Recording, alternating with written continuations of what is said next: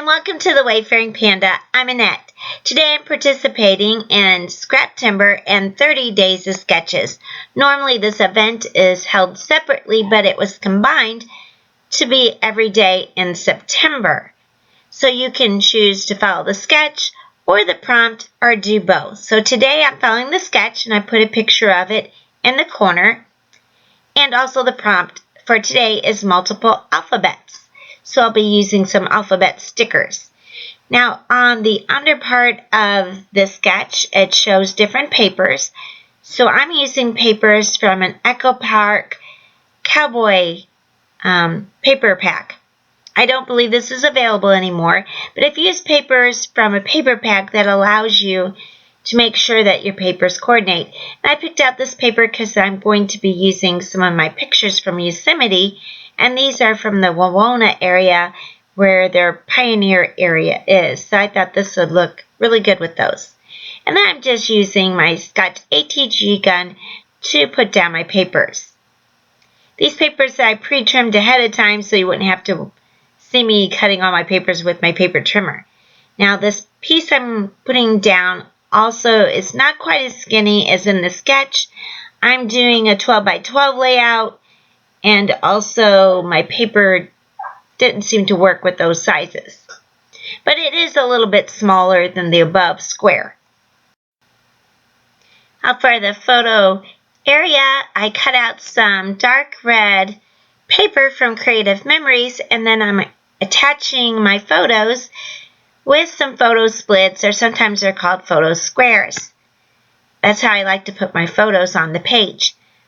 Now what I like about this sketch is usually I do mat my photos, but I usually mat each one individually. So I like how it had it all together, so that saves a little space and actually a little paper and time to make it all in one piece. So that's a good thing about doing sketches. You get ideas that you don't normally do.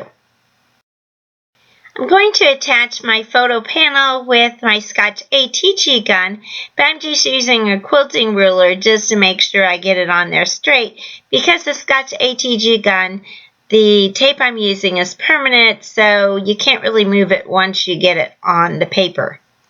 If you have a Scotch ATG gun, you want to make sure that you're getting a tape that is acid-free so it won't ruin your photos.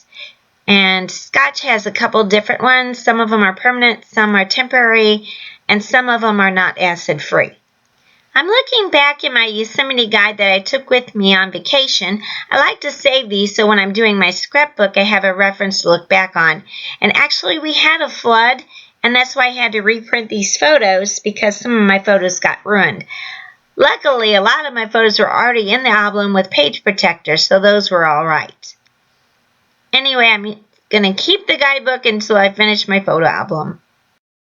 So I used my guidebook to find out that the area this took place in was Wawona, and also it helped me figure out how to spell it. So I'm just loosely putting on some alphabet stickers, and these are black, and I believe these are from Creative Memories.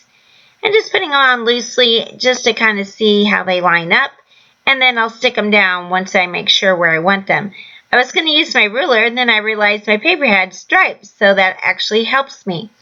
I was missing a small O. I tried to use a different O, but it was too small, so I'm just using a 9 and trimming off the squiggly part on the 9 to make an O.